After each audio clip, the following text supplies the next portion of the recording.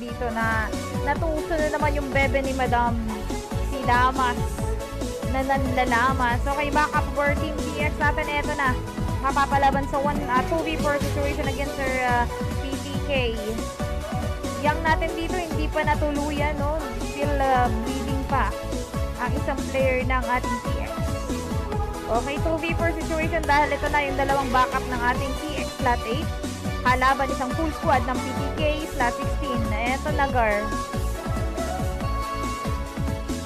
Ito na guard. Joker nyo dito. Madadalawan kaya Lods. Sikado ka na Lods. Ayun na Lods. Bagsak isa sa PTK by Joker. Bagsak dalawa by Joker again. Jumpers pala. Okay, knockdown tatlo. Naku po! Last man standing ka, Lods! You are the last player standing of... Naku po! What a grabe naman ang revenge po ng TX natin sa ating slot 16 PT.